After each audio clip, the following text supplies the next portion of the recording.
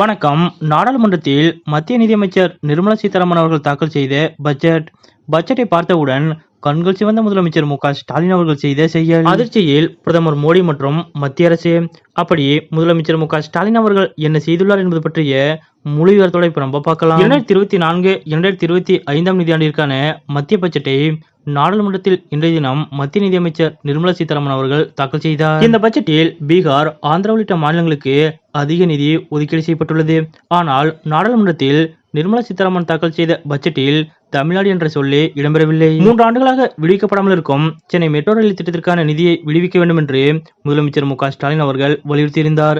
எனினும் சென்னையில் 2ஆம் கட்ட மெட்ரோ ரயில் திட்டத்திற்கு நிதி ஒதுக்கீடு குறித்து எந்த அறிவிப்பும் பட்ஜெட்டில் இடம்பெறவில்லை. அதேபோல் மதுரை, கோவை மெட்ரோ தொடர்பாகவும் எந்த தகவலும் இல்லை. இந்த நிலையில்தான் மத்திய அரசின் இந்த பட்ஜெட்டை பார்த்த முதலமைச்சர் மு.க.ஸ்டாலின் அவர்கள் மிகவும் டென்ஷனாக இருக்கிறார். அதோடு மத்திய அரசின் இந்த பட்ஜெட்டை முதலமைச்சர் மு.க.ஸ்டாலின் அவர்கள் மிகவும் கடுமையாக விமர்சித்திருக்கிறார். அந்த வகையில் மத்திய அரசு தாக்கல் செய்துள்ள பட்ஜெட்டில் தமிழ்நாடு புறக்கணிக்கப்பட்டுள்ளதாக கூறிய ஸ்டாலின் அவர்கள் மத்திய அரசின் பட்ஜெட் கூட்டணி ஒப்பந்தம் போல் உள்ளது என்றும், மத்திய பட்ஜெட்டில் தமிழ்நாடு வஞ்சிக்கப்படுவது இந்தியாவின் கூட்டாண்மை தத்துவத்திற்கு எதிரானது என்றும் ஸ்டாலின் அவர்கள் விமர்சித்துள்ளார். மேலும் இந்த ஆண்டிற்கான ஒன்றிய அரசின் நிதிநிலை அறிக்கை ஒட்டுமொத்த இந்திய நாட்டிற்கான நிதிநிலை அறிக்கையாக தெரியவில்லை என்றும், மாறாக அரசியல் காரணங்களுக்காக பீகார் மற்றும் ஆந்திர மாநிலங்களை ஆளுவருடன் மேற்கொள்ளப்பட்ட கூட்டணி ஒப்பந்தம் போன்றே உள்ளது என்றும் முதலமைச்சர் மு.க.ஸ்டாலின் அவர்கள் தெரிவித்திருக்கிறார். இந்த நிலையில் மத்திய பட்ஜெட்டில் தமிழகத்திற்கு எந்தவித திட்டங்களும் அறிவிக்கப்படாததை கண்டித்து பிரதமர் நரேந்திர மோடி அவர்களது நிதி ஆயோக் கூட்டத்தில் பங்கேற்கப் போவதில்லை என்று முதலமைச்சர் மு.க.ஸ்டாலின் அவர்கள் தெரிவித்திருக்கிறார். அதாவது வரும் 27ஆம் தேதி அன்று டெல்லியில் பிரதமர் நரேந்திர மோடி அவர்கள் தலைமையில் அனைத்து மாநில முதலமைச்சர்களோடு நிதி ஆயோக் கூட்டம் நடைபெறவுள்ளது. இதில் பங்கேற்க முதலமைச்சர் மு.க.ஸ்டாலின் அவர்கள் டெல்லி செல்வதாக ஏற்கனவே அறிவிக்கப்பட்டிருந்தது. இதற்கான அனைத்து திட்டங்களும் வகுக்கப்பட்டு வந்தன.